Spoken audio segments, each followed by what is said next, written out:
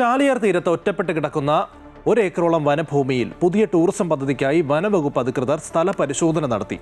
കൊടിയത്തൂർ ഗ്രാമപഞ്ചായത്തിലെ 12ാം വാർഡിൽപ്പെട്ട ചാലിയാർ തീരത്തെ വനഭൂമി പ്രയോജനപ്പെടുത്തിയാണ് പുതിയ ടൂറിസം പദ്ധതിക്ക് വഴിതെളിയുന്നത്.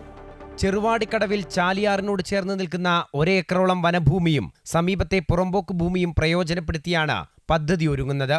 ഇതിന്റെ ഭാഗമായി വനംവകുപ്പ് Peedikappara section officer K Sajikumar, ഉദ്യോഗസ്ഥരായ T Binoy, E Edison, K Bineeth എന്നിവർ സ്ഥലപരിശോധന നടത്തി. Ward member S A Nasar ഒരാഴ്ച മുമ്പ് DFOയുമായി സംസാരിച്ചതിനെ തുടർന്നാണ് സ്ഥലം പരിശോധിച്ച് റിപ്പോർട്ട് സമർപ്പിക്കാൻ സെക്ഷൻ ഓഫീസറെ ചുമതലപ്പെടുത്തിയത്. ജനങ്ങൾക്കും അതുപോലെ തന്നെ നാട്ടുകാർക്കും ഉപകരിക്കുന്ന രീതിയിൽ എന്തെങ്കിലും തുടങ്ങാമെന്നില്ല നമ്മളൊരാശയം വന്നു.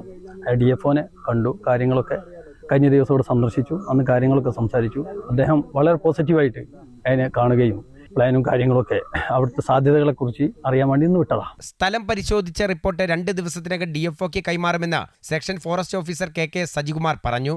ഭൂമിയുടെ ഇപ്പോഴത്തെ ഒരു സ്ഥിതി വെച്ചിട്ട് നമ്മൾ DFOക്ക് റേഞ്ച് ഓഫീസർക്ക് ലെറ്ററാക്കി കൊടുക്കും.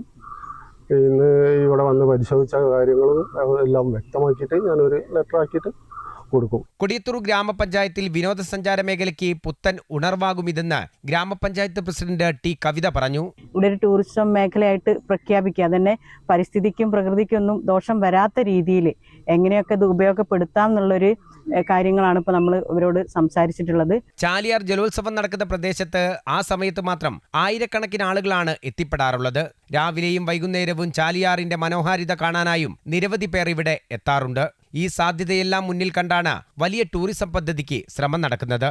അമൃത ന്യൂസ്, കോഴിക്കോട്.